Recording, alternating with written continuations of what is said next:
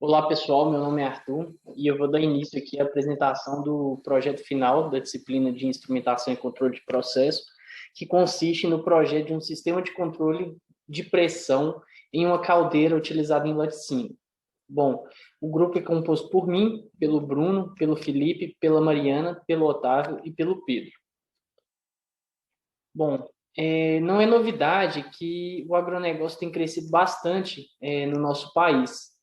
E este crescimento ele influencia positivamente em outros setores da nossa economia, como, por exemplo, os setores de prestação de serviços, setores de insumos agrícolas e, principalmente, a indústria alimentícia, que também vem em uma crescente e, junto com essa crescente, surge a necessidade de automatizar e controlar os processos da indústria alimentícia.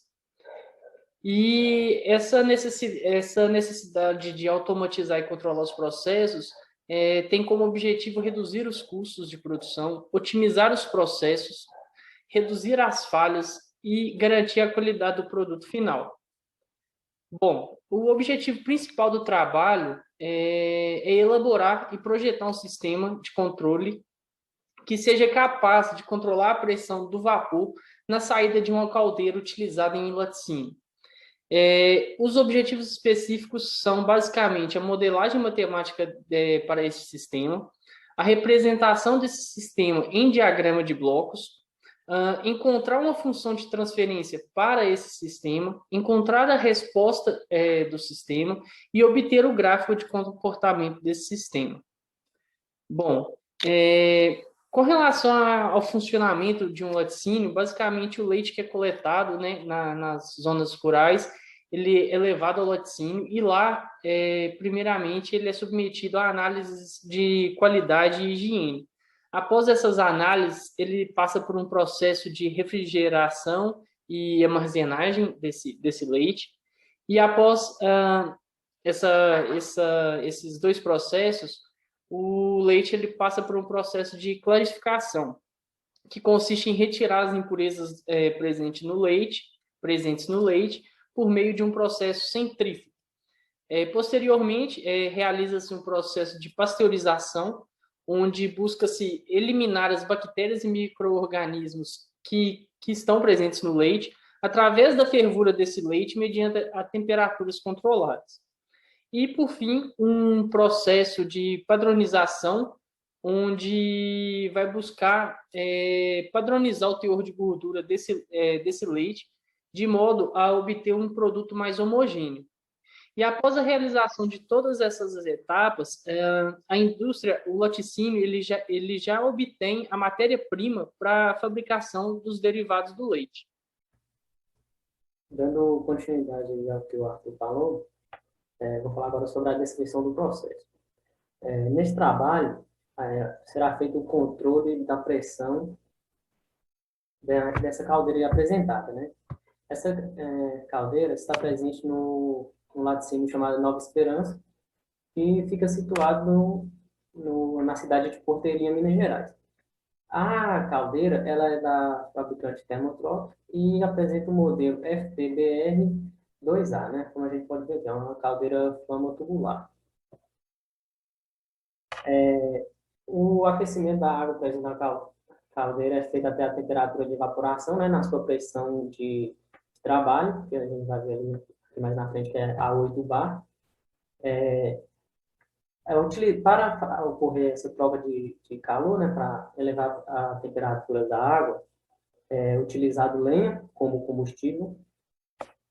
O vapor de água produzida a partir da evaporação dessa água, ele é canalizado e utilizado em outros processos, né, no caso aqui na pasteurização. Esse vapor canalizado, ele vai para um trocador térmico, né, trocador de calor, no qual o vapor faz a troca térmica com o leite, onde ocorre a pasteurização.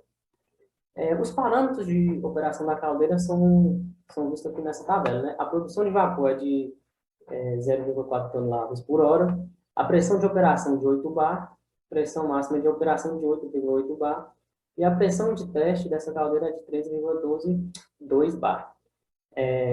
Todos esses parâmetros aqui estão em uma placa que está presente na caldeira. Continuando aqui, para garantir o bom funcionamento da caldeira, nós propomos a utilização de um medidor eletrônico de pressão, né, que irá comparar a pressão de saída. No caso, a gente quer uma pressão de 8 bar, né, que no caso seria a nossa pressão de operação. A gente quer que essa pressão de saída seja de 8 bar, porque é a pressão necessária para os outros processos, né, como o de pasteurização citado anteriormente. Caso essa pressão seja diferente, né, na saída ali dos 8 bar, será enviado um sinal para o controlador que irá fazer a correção desse valor de saída, até chegar na pressão desejada. Mas todo e qualquer processo, né, pode estar sujeito a perturbações ou variáveis aqui. Uma perturbação, por exemplo, seria o excesso ou a escassez de vapor. Por quê? O excesso, no caso, seria o excesso seria, no caso, de vapor ali, seria não estar sendo utilizado todo o vapor produzido pela caldeira, né? Ou a escassez é por talvez os processos estejam consumindo muito mais vapor que a caldeira consegue produzir, ou tem pouco combustível para ocorrer a queima, né?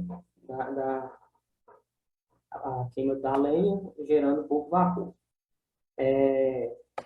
Pode entrar água nas linhas de vapor, né? Onde era apenas para ter vapor, vai ter água, mas vapor pode causar alguns problemas posteriormente.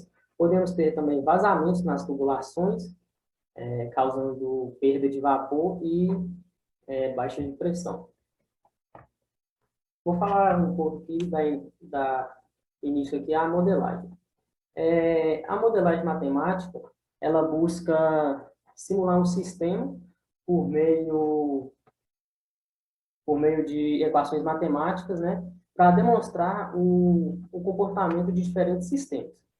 Ela pode ser aplicada em diferentes setores, como os setores da física, da biologia, da engenharia em si, né, e dentre outros setores. Eu vou dar continuidade à apresentação do meu grupo e vou falar da pós-modelagem. Para a modelagem não sistema, a gente utilizou equações a partir de balão de massa e energia do sistema, onde K é o cálculo de energia e KS é a razão de água na alimentação e KS a balança de vapor na saída do sistema. Aqui é uma figura na qual a gente utilizou ela como base para fazer balanço de massa e energia.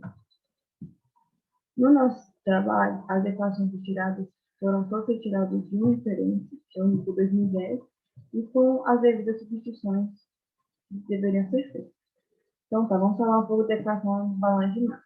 O balanço de massa, ele se trata do fluxo de massa do sistema, num determinado período de tempo, ou seja, a massa que entra no sistema e a massa que sai no sistema, tudo isso de acordo com o período de tempo. E ela tem que ter, essa diferença tem que ser igual ao acúmulo do sistema, ou acúmulo de massa do sistema, para que tenha balanço. Com isso, nossa equação pode ser escrita dessa forma, a diferença do que sai, mas o acúmulo. Como a massa numa caldeira ela é difícil de ser quantificada, porque vai depender do combustível, da forma de operação, a colher de operação, é mais fácil a gente quantificar através da massa específica e do volume de cada parte. Com isso, a gente multiplica a massa específica do vapor vezes o volume que o vapor ocupa, mais a massa específica da água vezes o volume que a água ocupa. E a multiplicação vai resultar na massa. E isso num determinado período de tempo, porque a gente está considerando tudo. O balanço de energia, ela está ligada com a troca de energia do sistema. É para isso adicionar elementos que vão nos trazer essa parte de energia. Então, vamos adicionar o fluxo de calor do sistema. A gente vai multiplicar cada massa, cada vazão mássica pela entalpia, porque com isso a gente consegue um valor que representa energia. Nessa outra parte da equação, a gente adiciona a parte de troca de energia, onde a gente tem a nossa massa total do sistema, o calor específico do metal e a temperatura do metal. Então, a temperatura do metal seria o metal onde o metal do recipiente, né, onde fica a água e o vapor. Como a gente, no nosso trabalho, a gente pretende controlar a pressão do sistema, então a variável pressão será o que a gente precisa mais da destaque. Então, para resolver esse problema através das duas equações, o níquel, ele propôs uma solução para a gente, que seria multiplicar o balanço de energia pela entropia da água e depois substituir esse valor da água na equação marginal. Feitas todas essas contas, a gente chega nessa equação final, onde HC ele é a soma do HS mais o HS, e o TS ele representa a temperatura de vapor da água. E as variáveis são as variáveis que eu já comentei anteriormente. Em variáveis de estado, é necessário resolver cada termo. E quando resolver cada termo, a gente encontra algumas variáveis em função, derivadas parciais de algumas variáveis em relação específica. Para ficar mais fácil da gente visualizar a equação, a gente simplifica a equação dessa forma, onde E1 é todo esse termo que está em parênteses. No nosso trabalho, a gente considera o fluxo constante, ou seja, o que entra na caldeira é igual ao que sai. Então, com isso, a gente consegue simplificar nessa equação até chegar nessa pequena parte aqui.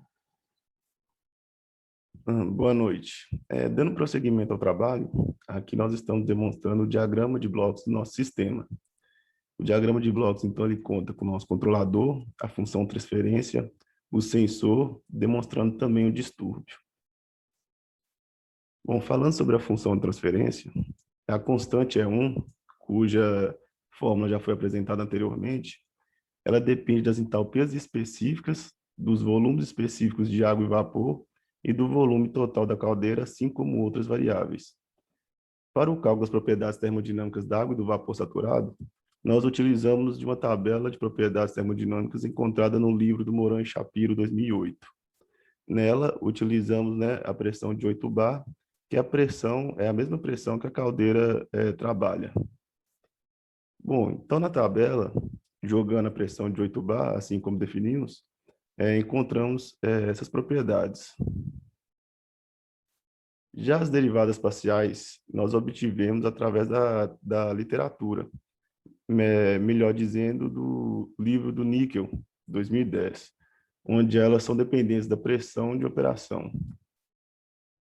Substituindo, então, a pressão igual a 8 bar e os valores que a tabela nos dá, nós chegamos a esses resultados das derivadas parciais.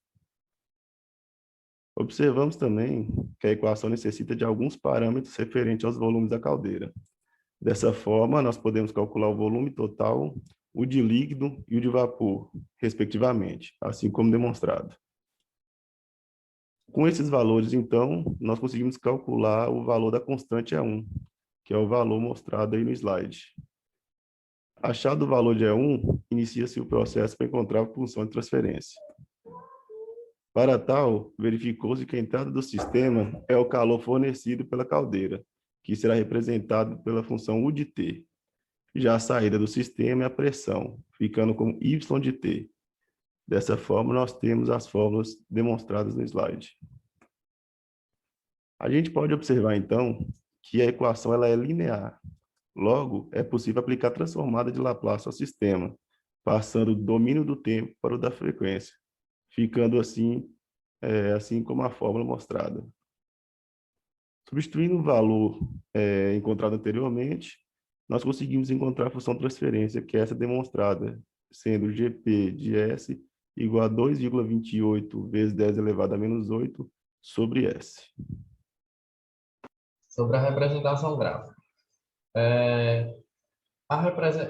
representação gráfica foi obtida utilizando o Scilab e, com isso, utilizou também a função transferência, que obteve-se no decorrer do trabalho, mais o controlador PID, que foi mensurado de acordo com os requisitos do trabalho.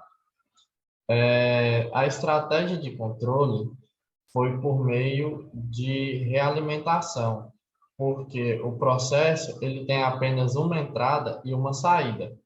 Logo, o controle por realimentação ele causa um efeito ele causa um efeito de estabilização da função com um valor pré-determinado, mesmo após ter alguns distúrbios. E o fator de ganho, ele é necessário ser colocado logo após na saída do controlador, para poder obter os resultados dos gráficos nas unidades requeridas. O fator de ganho ele foi calculado considerando que num dia, num laticínio, são consumidas 2 carroças de madeira. Isso dá aproximadamente 600 quilos de lenha. E o PCI da lenha ele é igual a 16 mil. Então, assim, como o laticínio ele funciona 15 horas por dia, tem-se um consumo de 40 quilos por hora. Logo, o fator de ganho utilizado foi de 640 mil, com um proporcional igual a 10. Porque esse proporcional foi o que encontrou-se na literatura para um processo igual ao que a gente pretende representar. Aqui tem a representação do circuito, com o ganho do processo de 640 mil, logo após o controlador PID. E aqui a representação gráfica. Pode notar que a resposta ao degrau é satisfatória, tendo como um valor pré-determinado o valor 10, 10 bar, a pressão estabiliza após um curto período de tempo. Ela estabiliza em menos de 50 segundos em 10 bar. E a resposta ao distúrbio, pode-se notar também que após um distúrbio com uma função degrau no valor de 5, ela continua estabilizando em menos de 50 segundos. Aqui tem a representação do distúrbio, a partir de onde ele começa a atuar. Bom, eu vou dar continuidade no trabalho aí, vou falar um pouco a respeito do controlador PID. O controlador PID, ele une as ações do proporcional, integral e derivativo em um só controlador. Ele pode ser utilizado tanto em regime transitório quanto em regime permanente. O controlador PID ele pode influenciar as respostas do sistema da seguinte maneira. Primeiramente, o valor do P, o valor proporcional, ele irá influenciar a velocidade do sistema de forma proporcional, ou seja, quanto maior for o valor do P, maior será a velocidade do sistema. Porém, é importante se atentar a essa velocidade, porque se a velocidade for muito alta, pode tornar o sistema instável. O termo integral, que é o I, ele irá influenciar as respostas do sistema, porque ele para as oscilações, né, quando você aumenta o valor do I, as oscilações elas diminuem, e ela também reduz o erro do estado estacionário. Já o termo D, que é o valor derivativo, ele torna o loop mais rápido, né, ele aumenta os ganhos, ele mantém a estabilidade do sistema e também torna o sistema altamente sensível aos ruídos.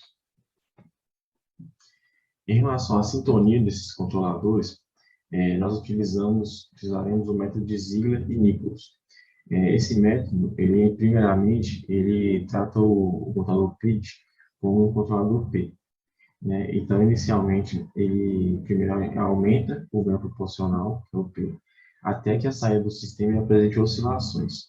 A partir do momento que essas oscilações começam a aparecer, esse ganho se torna um ganho crítico, que é chamado de KCR. E o período dessas oscilações é chamado de período crítico, que é o PCR, que é demonstrado aqui nessa imagem aí abaixo. A partir desse KPR e do PCR, né, utilizando essa tabela mostrada aqui, nós conseguimos encontrar todos os parâmetros aí para realizar a sintonia desses controladores. No caso como nós estamos utilizando o controlador PID, seria a última linha aí para conseguir encontrar os valores dos parâmetros a partir do KPR e do PCR. Como foi falado anteriormente, nós iremos também utilizar um sensor, né, de pressão na nossa caldeira. Esse sensor, ele envia, né, um sinal à válvula reguladora de pressão, e caso essa pressão medida pelos manômetros, ela esteja muito fora do padrão, né, essa válvula reguladora, ela pode tanto aumentar ou reduzir, né, a pressão, a fim de retornar ao sistema uma pressão ótima de trabalho definida. O princípio de funcionamento básico, né, desses sensores é que eles traduzem a força exercida pelo líquido, no nosso caso aqui, o líquido é o leite, ele traduz essa força em sinais elétricos. Né? Esses sinais eles são enviados para a válvula reguladora de pressão, e a válvula ela interpreta esses sinais a fim de definir, né, se a pressão está dentro do padrão ou se está fora. O sensor que nós definimos aqui para utilizar na nossa caldeira foi o transdutor de pressão peso resistivo para pressão absoluta e resistiva série 10 da queda, que é esse que está sendo mostrado aí na imagem. Esse sensor, né, nós selecionamos ele porque ele possui uma ampla faixa de pressão de trabalho, né, ele também resiste a altas temperaturas, ele possui alta sensibilidade, com resposta alta e alta linearidade, e também ele possui um baixo custo, que é uma característica aí dos sensores peso resistivos. Esses sensores peso resistivos, o funcionamento básico deles é que eles possuem filmes finos, né, no formato de diafragmas, e esses diafragmas eles sofrem de deflexão, né, quando eles são submetidos a uma pressão. Então, dessa forma, ele consegue fazer a leitura da pressão que está sendo aplicada sobre ele. Aqui pelo datasheet, aqui as informações foram retiradas do datasheet da própria fabricante, né, que é aquela. É possível observar que o sensor, ele é de aço inox 316, ele possui, como eu disse, ele possui uma alta faixa de pressão de trabalho, 0,1 até 1000 bar. Ele também possui, como eu disse, uma alta linearidade, né, que nós podemos ver aí, linearização, histeresia e repetibilidade inferior a 0,5%, o ponto zero é inferior a 5 mV. Agora, essas informações podem ser verificadas aí no próprio datasheet do sensor, né, na foto aí ao lado.